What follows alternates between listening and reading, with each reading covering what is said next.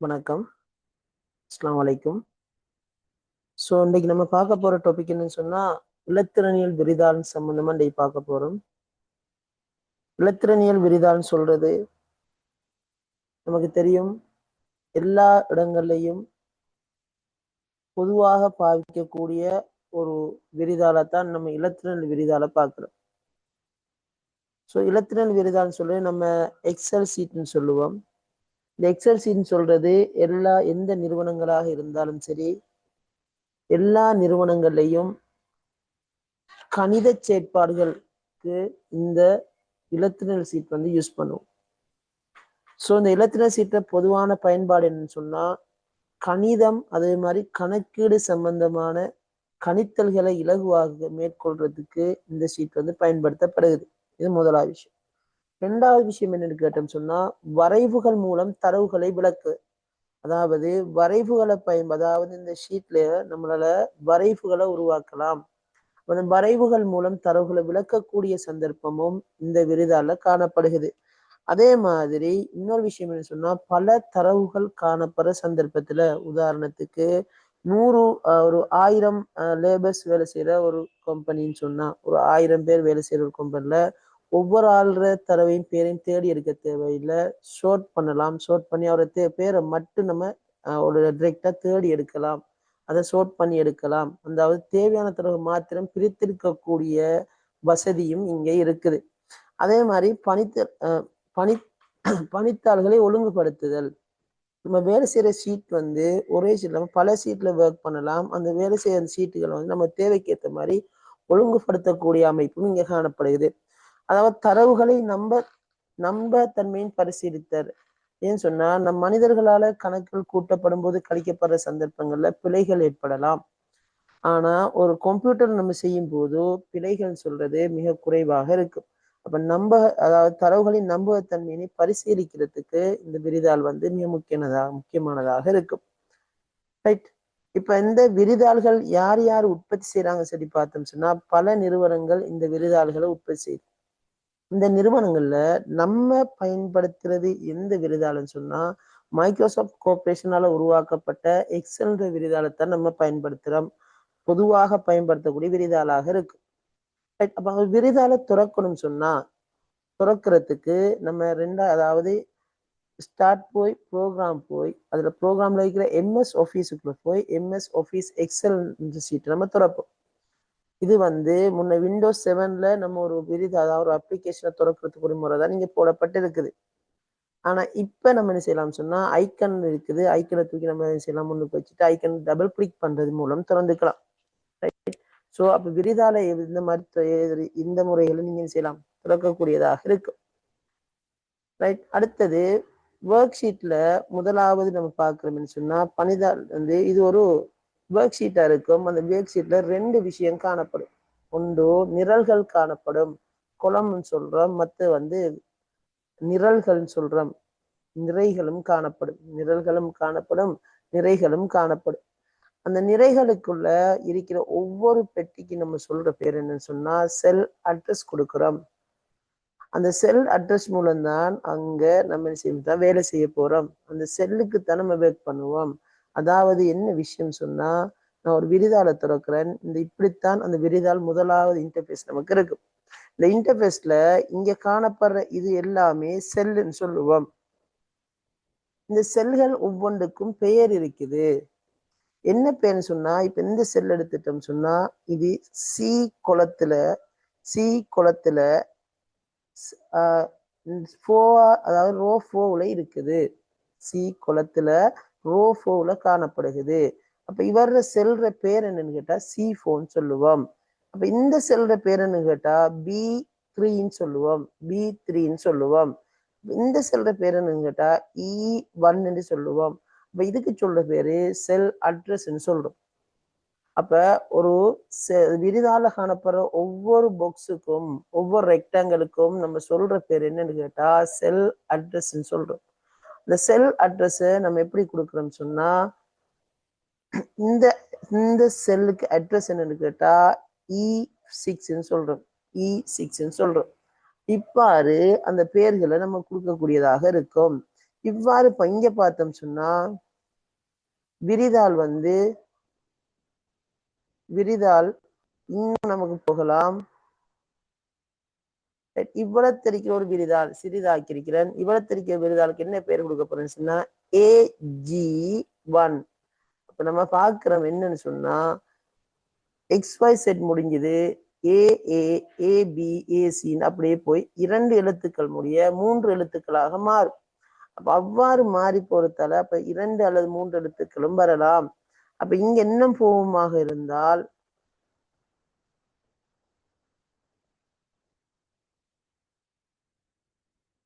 2 எழுத்துக்கள் முடிய 3 எழுத்துக்களாகவும் மாறலாம். அப்ப ஒரு செல் அதாவது செல் அட்ரஸ்ங்கிறது A மட்டும் வரலாம், A1 A2 A3 வரலாம், அல்லது AB1 AB2 AB3 வரலாம், அல்லது AAA1 AA2 அப்படியும் வரலாம். இந்த மாதிரி செல் அட்ரஸ் நம்ம குறிப்போம். ரைட். அப்ப இந்த செல்லுக்கு என்ன பேர் கொடுக்க போண்டா AB1 என்று சொல்லுவோம். ரைட். அனைமா விளங்கியிருக்கும் நினைக்கிறேன் எல்லாருக்கும். ஸோ அப்போ ஒரு செல் அப்போ விரிதால காணப்படுற இந்த ரெக்டாங்கிளுக்கு நம்ம சொல்ற பேரு செல்லுன்னு சொல்லுவோம். இந்த ஒவ்வொரு செல்லுக்கும் அட்ரஸ் இருக்குது. அந்த அட்ரஸ் எப்படி குறிப்பிடுவோம் சொன்னா B2ன்னு சொல்லுவோம். இந்த செல் எடுத்தோம் சொன்னா B5. அப்ப இவ்வாறுதான் ஒவ்வொரு செல்லுக்கும் என்ன செய்வோம் சொன்னா நம்ம பெயர் குறிப்பிடுவோம். ஸோ இவருக்கு பில நம்ம பார்க்கிறோம் B5 சொல்றோம். B5 சரி. அப்ப செல் உங்களுக்கு அட்ரஸ் குறிப்பிட தெரியும் எல்லாருக்கும். 2வது விஷயத்துக்கு வாரன் செல்ல செலக்ட் பண்ற விஷயத்துக்கு வாரன். செல்களை நம்மளால செலக்ட் பண்றதுன்னு சொல்றது ஒரு 4 முறைகளை செலக்ட் பண்ணலாம். எப்படின்னு சொல்லி பார்த்தோம்னு சொன்னா ஒன்று கொஞ்சம் இருங்க கிளியர் பண்ணி விடுவோம். ரைட். முதலாவது விஷயம் என்னன்னு கேட்டோம்னு சொன்னா இதை எப்படி செலக்ட் பண்ணலாம்னு கேட்டா ஒரு ஆளுக்கு இந்த செல் இம்பட்டையும் செலக்ட் பண்ணணும். ரைட். ஒரு ஒர்க் பண்ண ஒரு சீட்டை நான் எடுக்கிறேன், லேசாரிக்கும் நினைக்கிறேன். ஸோ ஒர்க் பண்ண ஒரு சீட்ல பார்க்குறோம் இந்த செல்லுல எனக்கு இம்பட்டையும் செலக்ட் பண்ணணும்.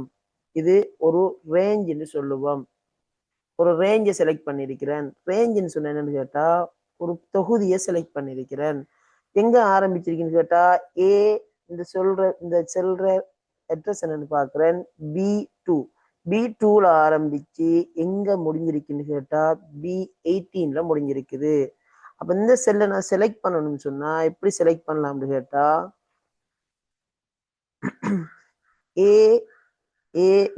B2 டபுள் டாட் B18 சொல்றோம். B18. அப்ப இந்த மாதிரி கொடுத்தோம் சொன்னா இந்த பகுதி அம்பட்டம் செலக்ட் ஆகும். இது ஒரு முறை. ரைட். 2வது எனக்கு இந்த செல் அம்பட்டையும் செலக்ட் பண்ணணும்.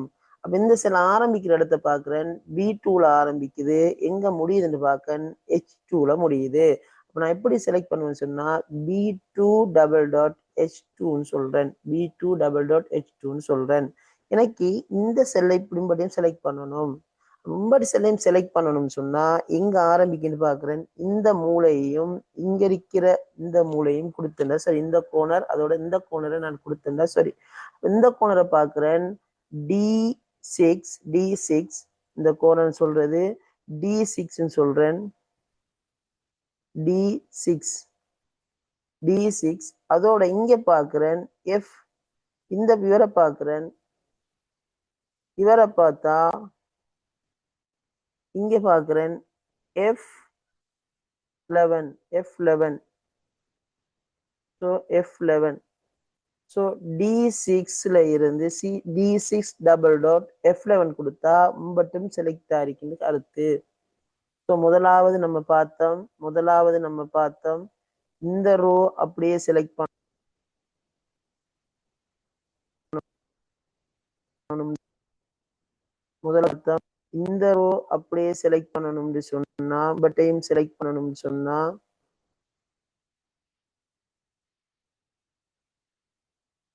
நமக்கு இம்பட்டையும் செலக்ட் பண்ணணும்னு சொன்னா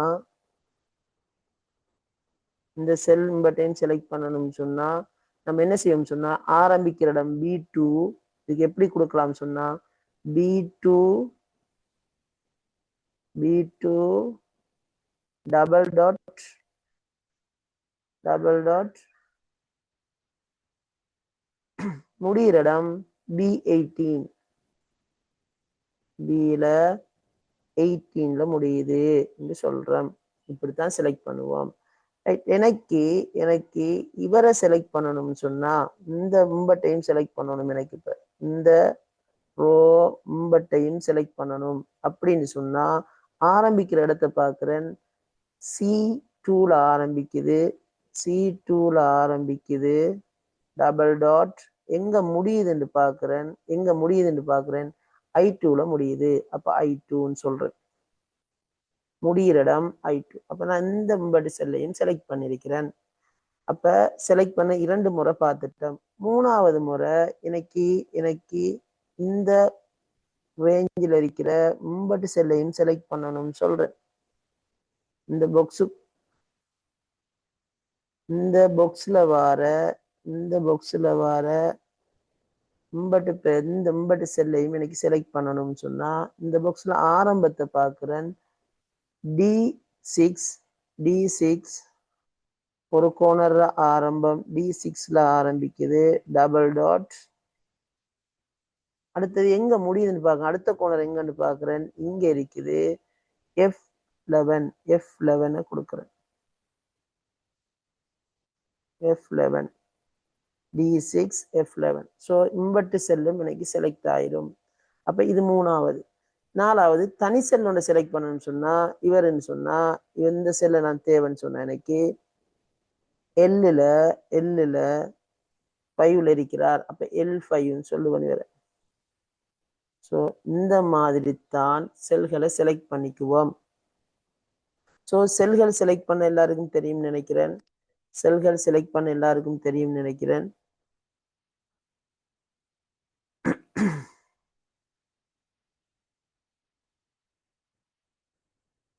ஓகே, அப்ப இங்க பாக்குறோம் ஒரு பனி செயல்தாள்ல நம்ம பாக்குறோம் நிரல் இருக்குன்னு சொல்றோம், நிறைகள் இருக்குன்னு சொல்றோம். பனித்தாள்ல வந்து ABCAA எனவும் பனித்தாள் நிறையானது 1 2 3 4 என பெயரிடப்பட்டிருக்கும் சொல்றோம். நிறைகள் வந்து 1 2 3 பெயரிடப்பட்டிருக்கும், நிரல்கள் வந்து ABC பெயரிடப்பட்டிருக்கும். நம்ம பார்த்தோம் பனித்தாளின் நிரல் மற்றும் நிறைகள், அதாவது நிரல்கள் வந்து ABC பெயரிடப்பட்டிருக்கும், நிறைகள் வந்து ABCன்னு சொல்லி நிரல்கள் பெயரிடப்பட்டிருக்கும். நிறைகள் 1 2 3 சொல்லி பெயரிடப்பட்டிருக்கும் சொல்லப்படுது. ரைட், அடுத்து நம்ம பார்க்கிறோம்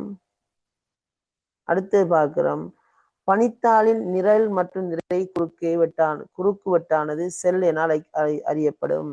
அப்ப இங்க இது ரெண்டுக்கு இந்த இதை சொல்றது இந்த ரெக்டாங்கிளை சொல்றது செல், இதெல்லாம் செல்கள். இந்த ரெக்டாங்கிளுக்கு சொல்ற பேரு செல்கள்னு சொல்றோம். அந்த ஒவ்வொரு செல்லுக்கும் கொடுக்கக்கூடிய முகவரிக்கு சொல்றோம் செல் அட்ரஸ் சொல்றோம். அப்ப இந்த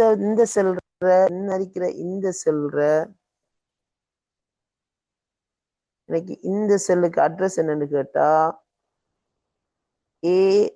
ஏல ரோவுல 5 அதாவது 5வது ரோவுல இருக்கிறார். அப்ப A5 சொல்றோம். இப்படி செல்லுக்கு வந்து நமக்கு செய்யலாம், அட்ரஸ் கொடுக்கலாம்.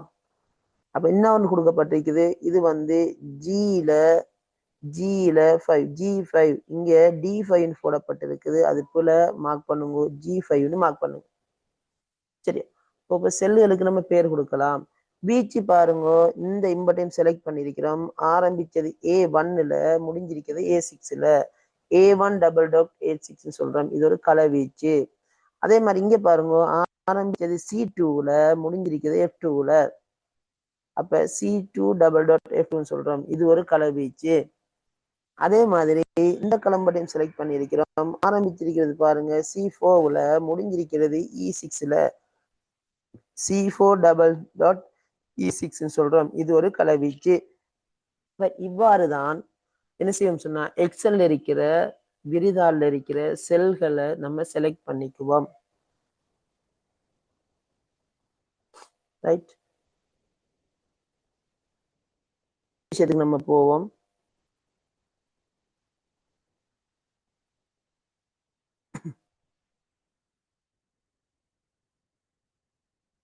சூத்திரங்களை உள்ளீடு செய்தல் சொல்றோம்.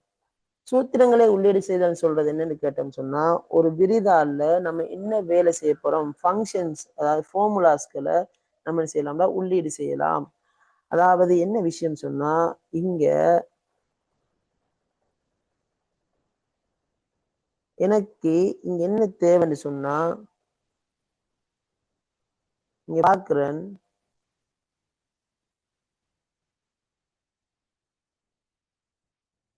இந்த செல்லுக்குள்ள, இந்த செல்ற பேரை சொல்றேன், N2ல எனக்கு இந்த 3 மார்க்ஸும், அதாவது இங்க இருக்கிற இந்த மொத்தம் இங்க வார மார்க்ஸ்கள் அனைத்தும் கூட்டி தரணும்னு சொல்றேன். இங்க கூட்டணும் சொல்லக்கூடிய நான் அந்த கட்டளைய ஃபார்முலாவை கொடுக்கறதுக்கு முதலாவது செய்யற வேலை என்னன்னு சொன்னா, சமன் உள்ளீடு செய்யணும். சமண உள்ளீடு செஞ்சா இங்க இருக்கிற ஒர்க் ஷீட் என்ன புரிஞ்சுக்குன்னு சொன்னா, இனிமேல ஃபார்முலா ஒன்று வரப்போகுது சொல்றத புரிஞ்சுக்கும். ஸோ நான் சொல்றேன் என்னன்னு கேட்டா, எனக்கு இவரையும் இவர் B2 அதோட கூட்டுங்க,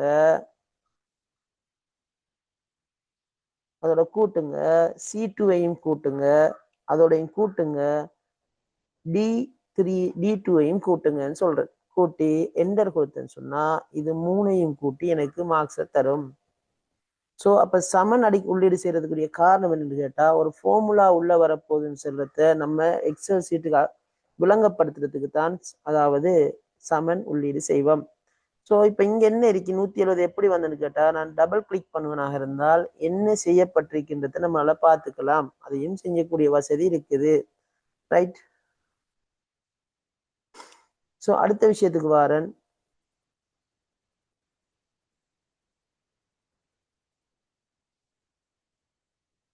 கணிப்பீடுகளை செய்வதற்காக சமன் அடையாளத்தை முதலில் இட்டு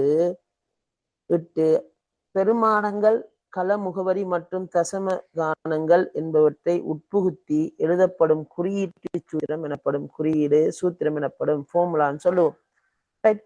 சூத்திரமானது எப்போதும் சமன் குறியுடன் அடையாளத்துடனே ஆரம்பிக்கும். எப்போதுமே சமன் கொடுக்குற காரணமே ஒரு ஃபார்முலா உள்ள வருகிறது என்று சொல்றதுக்காக வேண்டி, அப்ப எந்த ஃபார்முலாவாக இருந்தாலும் சமன் குறியுடன் தான் ஆரம்பிக்கும். களத்தினுள் சூத்திரம் ஒன்று உள்ளீடு செய்கின்ற போது அதன் ஊடாக கணக்கிடப்படும் பெருமானம் களத்தின் தென்படுவதோடு சூத்திரமானது சூத்திர விரிதாளில் தென்படும். அப்ப இங்க நமக்கு பார்க்கிறோம், இங்க கூட்டப்பட்ட இங்க 170 இங்க செல்ற தென்பட்டாலும் இங்க என்ன நடந்திருக்கின்ற விஷயத்த இங்க நம்மளால பார்த்து கொள்ளலாம். இதைத்தான் சொல்றோம், சூத்திர விரிதாள்ல என்ன நடந்திருக்கின்ற விஷயம் இங்க நம்மளால பார்த்து கொள்ளக்கூடியதா இருக்கும். அதைத்தான் சொல்லப்படுது. களத்தினுள் சூத்திரம் ஒன்று உள்ளீடு செய்கின்ற போது அதன் மூலமாக கணக்கிடப்படும் பெருமானம் களத்தினுள்ளும், அந்த பெருமானம் களத்தினுள்ள செயல்படும். என்ன சூத்திரத்தை உள்ளீடு செஞ்சிருக்கோம் சொல்லி போட்டு இங்க நம்ம பார்த்துக்கலாம். அதுக்கு சொல்ற பேர் தான் என்னன்னு சொன்னா, கள சூத்திர வரியில், அதாவது தென்படும் சூத்திரமானது சூத்திர வரியில், அதாவது ஃபங்க்ஷன் பாரில் தென்படும் சொல்றோம், அல்லது ஃபார்முலா பாரில் தென்படும் சொல்றோம். அப்ப சூத்திர வரியில் தென்படும் சொல்றார். ரைட். அப்ப இங்க சூத்திரம் எழுதும் பயன்படுத்தும் கணித குறியீடுகள் நமக்கு தெரியும். கணிதத்துல பயன்படுத்தப்படுற குறியீடுகள் கூட்டல், கழித்தல், பெருக்கல், பிரித்தல், அதோட வலுக்களும் சேர்ந்துக்கும். ஸோ இவங்களை பயன்படுத்தி நம்ம என்ன செய்யலாம்னு சொன்னா இங்க அதாவது ஃபார்முலாஸ்களை பயன்படுத்தலாம். அதே மாதிரி சில ஃபார்முலாக்களும் காணப்படுகிறது. இதெல்லாம் நம்ம பார்ப்போம் இப்ப. ரைட். இங்க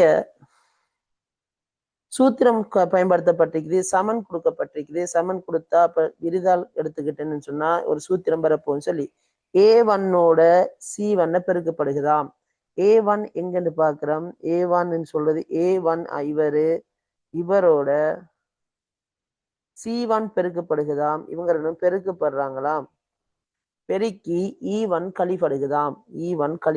இவரை கழிக்கிறாங்களாம் சொல்லிக்கிறார். அப்ப இவங்க 3 6 6ல இருந்து 4 கழிச்சா வார விட 2. அப்ப இங்க நம்ம செய்யற சூத்திரம் சொல்றது இந்த செல்லுக்கு தான் செய்வோம், இலக்கத்துக்கு இல்ல. அப்ப நான் இலக்கத்தை நான் இங்க ஒரு 2 இருக்கிறது 5ன்னு மாத்தி விட்டேன்னு சொன்னா நான் எதுவும் செய்ய தேவையில்ல, இங்க முடிவு மாறி வரும், இந்த முடிவுகள் மாறும். அப்ப இங்க நான் 5ன்னு மாத்தி சொன்னா 5 தர 3 15, 15 நாள் போனா 16ன்னு ஆன்சர் வரும். சோ இங்க நம்ம செய்யற எல்லாமே என்ன செய்யும், செல்லுக்கு தான் செய்வோம், இலக்கத்துக்கு இல்ல. செல்லுக்குள்ள என்ன இருக்கோ அந்த வேலையை செஞ்சு கொடுப்பார். இங்க இருக்கிறது இங்க பெருக்குவார், இங்க 2 இருந்தா 2ஆல பெருக்குவார், 5 இருந்தா 5ஆல பெருக்குவார், இந்த மாதிரி பெருக்கி கொடுப்பார். செல்லுக்குள்ள இருக்கிறத பெருக்குவார். செல்லுக்குள்ள அப்ப நம்ம தான் தரவை கொடுக்க வேண்டி இருக்கும். சோ அப்ப சூத்திரம் செய்யறது யாருக்குன்னு சொன்னா செல்லுகளுக்கு தான் நம்ம செய்வோம். சரியா? அடுத்தது பார்க்கிறோம், கணித்தலுக்கு சார்புகளை பயன்படுத்தல். கணித்தலுக்கு சார்புகளை பயன்படுத்தல் சொல்றது என்னன்னு கேட்டா, கணித்தல் செய்யறதுக்கு சில சார்புகள் இருக்குது, அந்த சார்புகளை நம்ம பயன்படுத்திக்கலாம். ஒன்று சம்முன்ற சார்பை பயன்படுத்தலாம். சம்முண்டா என்ன கருத்துச்சுன்னா கூட்டலுக்கு பயன்படுத்தக்கூடிய ஒரு ஃபங்க்ஷன். ரைட்? அப்ப நம்ம கொஞ்சம் பார்ப்போம். வர சம்முன்னு சொல்றது என்னன்னு கேட்டா கூட்டலுக்கு பயன்படுத்தக்கூடிய ஒரு ஃபங்க்ஷன். ரைட்? நான் இங்க 170ன்னு சொல்லி ஒவ்வொன்றா கூட்டி இருந்தேன். இத நான் சம் ஃபங்க்ஷனை பயன்படுத்தியும் செய்யலாம். அப்ப எனக்கு தேவை இந்த செல்லுக்குள்ள N2ன்ற செல்லுக்குள்ள எனக்கு தேவைப்படுதுன்னு சொன்னா இவங்க 3 வரையும் கூட்டணும்னு சொன்னா நான் என்ன செய்யலாம் சொன்னா எனக்கு ஈக்குவலை கொடுத்துட்டு சம்ன்ற ஃபங்க்ஷனை ஆன் பண்றேன். சம் கொடுத்துட்டு பிரேக்கெட் ஓபன் பண்ணிட்டு யார் யாரை கூட்டணுமோ நான் செலக்ட் பண்றேன், இம்பட்டையும் கூட்டணும், B2ல இருந்து D2 வரையும் கூட்டணும் சொல்லி கொடுத்துட்டு பிரேக்கெட்டை க்ளோஸ் பண்ணிட்டு என்டர் கொடுத்தேன்னு சொன்னா அவர் மொத்தமனை கூட்டி தருவார்.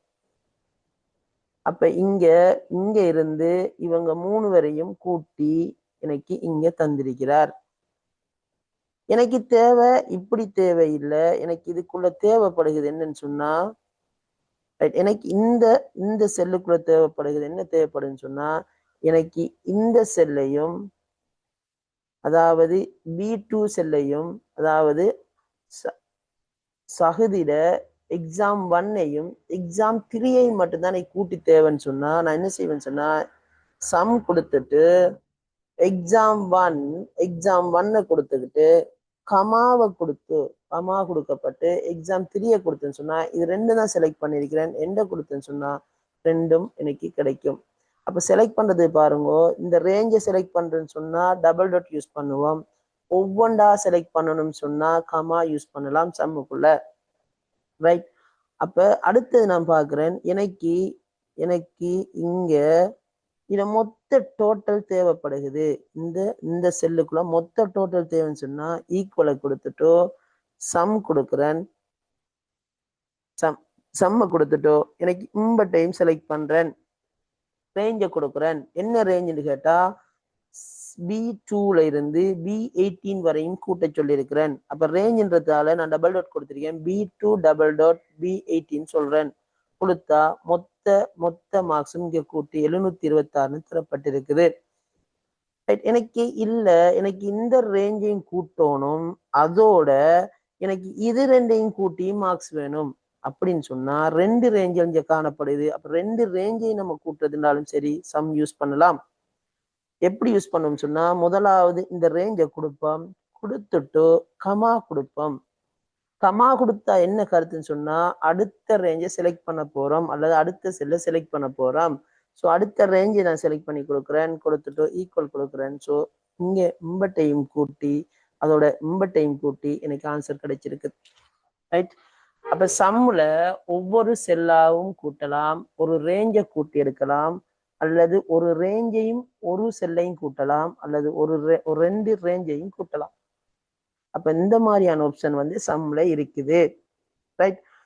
ஓகே, அப்ப அடுத்த இதுக்கு போவோம். ரைட்?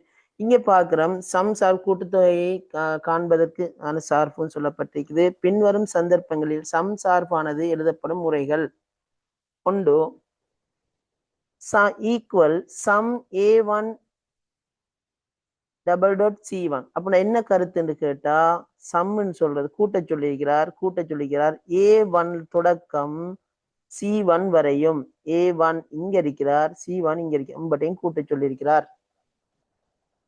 ரெண்டாவது என்ன சொல்லிருக்குன்னு சொன்னா சம் A1 B1 C1 இந்த 3 செல்லையும் கூட்டட்டாம். அப்ப ரெண்டாவது சொல்லப்பட்டிருக்கிறது என்னன்னு கேட்டோம்னு சொன்னா A1ஐயும் C1ஐயும்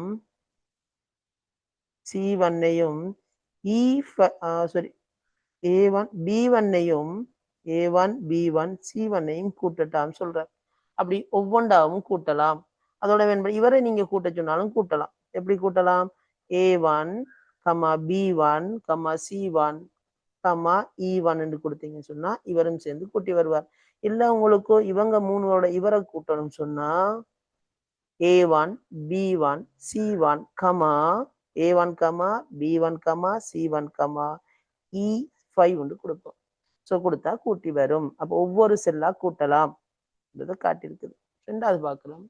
A1 தொடக்கம் C1 களங்களில் உள்ளடக்கத்தையும் E5 களத்தில் உள்ள பெருமதியையும் கூட்டல் சொல்லிக்கிறார். அப்ப அப்படி கூட்டணும்னு சொன்னா அவர் சொல்றது என்னன்னு கேட்டா A1 தொடக்கம் C1ல இருக்கிற வரையும் A1 தொடக்கம் இவ்வளவு பெறும் A1 தொடக்கம் C1 வரையும் கூட்டட்டாம். அப்ப இது ஒரு ரேஞ்ச். அதோட E5ஐயும் கூட்டட்டாம். E5 இவரையும் கூட்டட்டாம். அப்போ ஒரு ரேஞ்சோட ஒரு செல்ல கூட்ட சொல்றார். அப்ப ஃபர்ஸ்ட் ரேஞ்சை கொடுப்போம். ஈக்குவல் கொடுக்கிறோம், சம் கொடுக்கிறோம், ரேஞ்சை கொடுப்போம். A1ல தொடக்கம் C1 வரையும் A1 தொடக்கம் C1 வரையும் கொடுத்துட்டோம். கமாவை கொடுத்துட்டு அடுத்த செல்ல செலக்ட் பண்றோம். E5 கொடுக்கிறோம். கொடுத்தா அம்பட்டும் கூட்டி கிடைக்கும். ரைட். அடுத்து பார்க்கிறோம். A1ல் இருந்து C5 வரை A1ல இருந்து C5 வரையுமா? A1 இங்க இருக்குது, C5 எங்க இருக்குன்னு கேட்டா A1 C5 ரைட். இப்படி கொடுத்தோம் என்ன நடக்கும் சொன்னா இங்க இருக்கிற இவர் மொத்தமாக ஒரு பாக்ஸ் எம்பட்டும் செலக்ட் ஆகும். ஆரம்ப செல்லும் இறுதி கோணரும் கொடுக்கப்பட்டிருக்கு. அப்ப இந்த இதுக்குள்ள இருக்கிற 50 பேரையும் கூட்டி அவர் தரக்கூடியதாக இருக்கும். அப்ப A1ல இருந்து C5 வரையும் சொன்னா ஆரம்ப செல் இங்க கோணராகவும் அடுத்த கோணர் இங்கேயும் இருக்கிறதால இதுக்கிடையில இருக்கிற 50ஐயும் கூட்டி தரும். சோ அடுத்த பக்கம் A1ல இருந்து A5 வரையும் A1ல இருந்து இங்க தொடங்கி A5 வரையும் இவ்வளவும் கூட்டட்டாம். அப்ப இவருக்கு கூட்டணும் சொன்னா ரைட். நான் delete பண்ணி விடுறேன். ரைட். இங்க இவரை பார்க்கலாம். A5ல இருந்து A1ல இருந்து A5 வரையும் கூட்டட்டாம். ரொம்ப டைம் கூட்டட்டாம் சொல்றார். ரைட். இது ஒரு ரேஞ்சா காட்டப்படுகிறது. அப்ப ரேஞ்ச் மற்றும் E1ல இருந்து E5 வரையும் E1ல இருந்து E5 வரையும் அப்ப E1ல இருந்து E5 அப்ப 2 ரேஞ்ச் தரப்படுகிறது. அப்ப 2 ரேஞ்சையும் கூட்ட சொல்லுவோம். முதலாவது ஈக்குவல் கொடுக்கிறோம், சம் கொடுக்கிறோம். A1 தொடக்கம் A5 வரையும் A1 டபுள் டோட்டல் ரேஞ்சை கொடுக்கிறோம். A1 தொடக்கம் A5 வரையும் அடுத்த ரேஞ்சை கொடுக்கிறோம். E1 தொடக்கம் E5 வரையும் சொல்லி கொடுக்கிறோம். ஸோ கொடுத்தோம் சொன்னா அதுக்குரிய ஆன்சர் கிடைச்சிடும். ஸோ சம்முங்கிறது அப்ப பாருங்க, ஒரு செல்லுகளை ஒவ்வொரு செல்லுகளாக கூட்டலாம், அல்லது ஒரு ரேஞ்சை கூட்டலாம், அல்லது ஒரு ரேஞ்சையும் ஒரு செல்லையும் கூட்டலாம், அல்லது 2 ரேஞ்சுகளையும் கூட்டலாம். அப்ப இப்படித்தான் நம்மளால சம் பாவிக்கக்கூடியதாக இருக்கும். ரைட். அடுத்த விஷயத்துக்கு நம்ம வாரம்.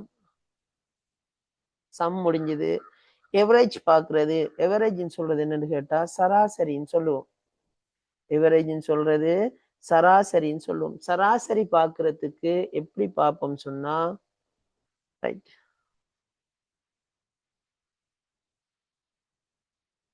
சராசரி பார்க்கணும் சொன்னா எனக்கு இந்த செல்லுக்குள்ள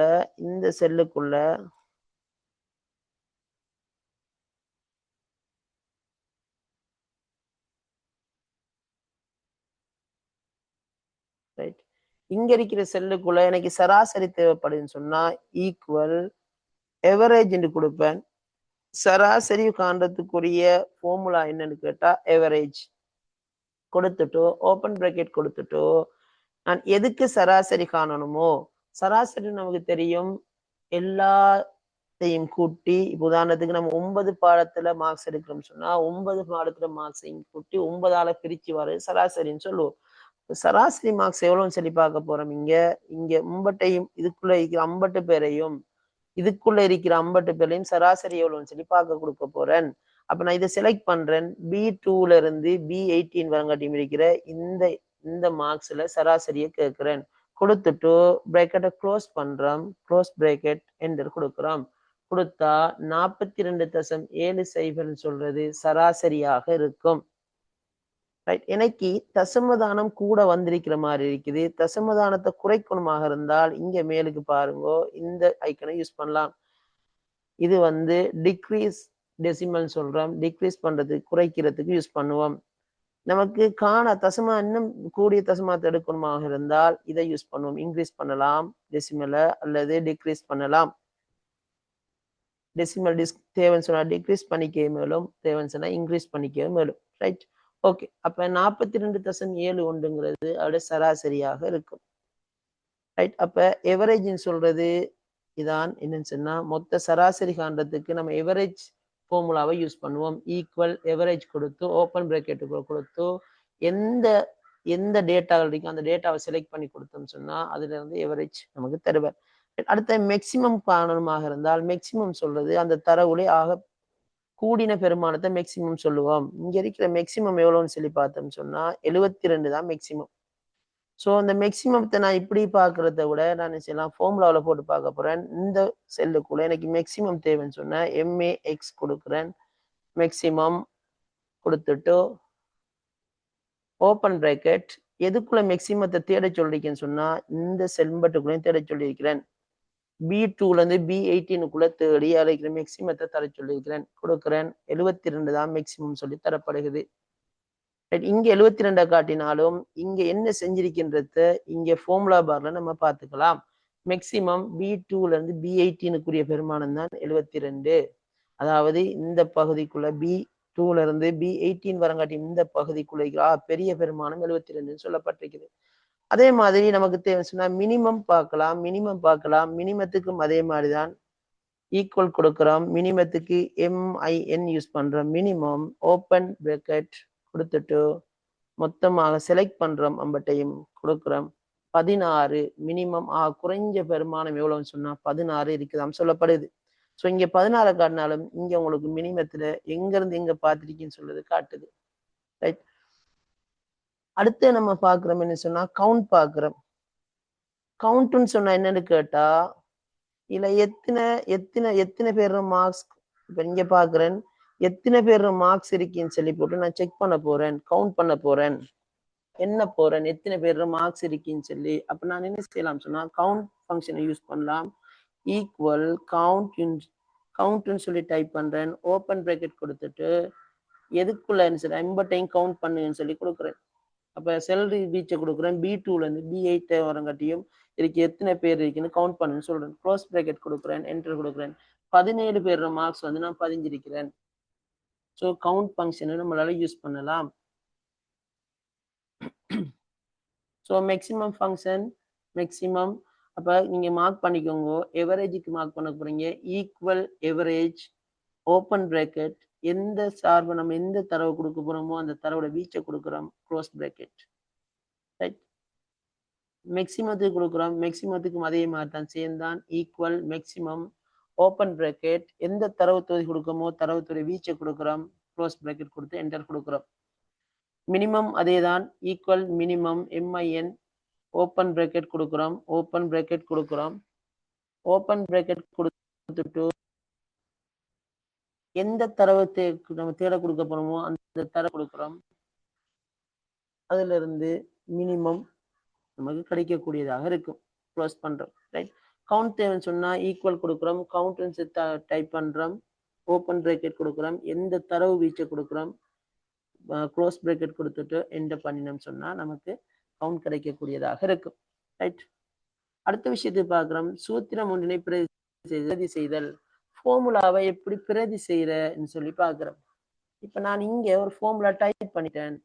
சம் B2 தொடக்கம் D2 வரையும் சொன்னா B2 இன்னும் இருக்குது, D2 இவ்வளவு பேரையும் தரப்பட்டிருக்குது, இவ்வளவு பேரையும் கூட்டியிருக்கிறேன், இம்பட்டையும் கூட்டியிருக்கிறேன். ஸோ இதே ஃபார்முலாவை நான் இங்க இந்த செல்லுக்குள்ள கொண்டு வரணும், N3க்குள்ள கொண்டு வரணும்னு சொன்னா 2 முறைகளை செய்யலாம். ஒன்று இவரை கொப்பி பண்ணி இங்க நீங்க தூக்கி போடலாம். ரைட், கொப்பி பண்ணி இங்க தூக்கி போடலாம். அதுக்கு வந்து கொப்பி பண்றதுக்கு ஷார்ட்கட் உங்களுக்கு சொல்லி தந்திருக்கிறேன். கண்ட்ரோலோட C யூஸ் பண்ணலாம். பேஸ்ட் பண்றதுக்கு கண்ட்ரோலோட V யூஸ் பண்ணலாம். இது ஒரு முறை. கொப்பி பண்ணி தூக்கி போடலாம். இல்லைன்னு சொன்னா 2வது முறை இருக்குது. என்னன்னு கேட்டா ஃபில் ஹேண்டில் யூஸ் பண்றது. இந்த அம்புக்குரிய சரியா பாருங்க, இது வந்து இங்க 3 விதமான ஐக்கனை காட்டும். இங்க காட்டுற இந்த ஐக்கன் சொல்றது மூவ் பண்றதுக்குரிய ஐக்கன். இவரை தூக்கிட்டு போகலாம், மூவ் பண்றதுக்குரிய ஐக்கன் தான் அது. அடுத்து அம்புக்குறி காட்டு, இந்த அம்புக்குறி இந்த சின்ன பிளஸ் அடையாளம் காட்டுன்னு ஃபில் ஹேண்டில்னு சொல்லுவோம். ஃபில் ஹேண்டில்னு சொன்னா இந்த அம்புக்குறி வந்தோடனே, அதாவது அடையாளம் வந்தோடனே, பிளஸ் அடையாளம் வந்தோடனே இடது பக்கம் கிளிக் பண்ணிட்டு மவுஸை கீழே இழுப்போமாக இருந்தால், ட்ரெக் பண்ணுவோமாக இருந்தால் அந்த ஃபார்முலா மொத்தம் எல்லாருக்கும் பேஸ்ட் ஆகும். இங்க என்ன செஞ்சிருக்குன்னு சொன்னா, இங்க நம்ம ஃபார்முலா பார்க்கலாம். 72 தரப்பட்டிருக்குது. இந்த 72 சொல்றது B3யையும் இவரையும் கூட்டிருக்கு. ஸோ இங்க கூட்டின மாதிரி கீழே இருக்கிற ஒவ்வொன்றையும் கூட்டி தாரதுக்கு இந்த ஃபார்முலாவை யூஸ் பண்ணாங்க, ஃபில் ஹேண்டில்னு சொல்லுவோம். அப்ப ஃபார்முலாவை என்னோட இடத்துக்கு நமக்கு சூத்திரம் பிரதி செய்யறதுக்கு 2 முறை இருக்குது. ஒன்று ஒரு களத்தின் தட்டச்சு செய்யப்பட்ட சூத்திரத்தை தொடராக அல்லது பல களங்களுக்கு பிரதி செய்ய வேண்டுமாயினால் இரு வரிகள் அது ஒன்று இடம்பெறும். ஒன்று களத்தில் நிரப்பு படியினை ஃபில் ஹேண்டிலினை பயன்படுத்தல். ஃபில் ஹேண்டில் சொல்றது இவர்த்த சிறிய சக குறியீடு ஒன்று இருக்கும், அந்த குறியீடை பிடிச்சி இழுக்க வேண்டி இருக்கும்.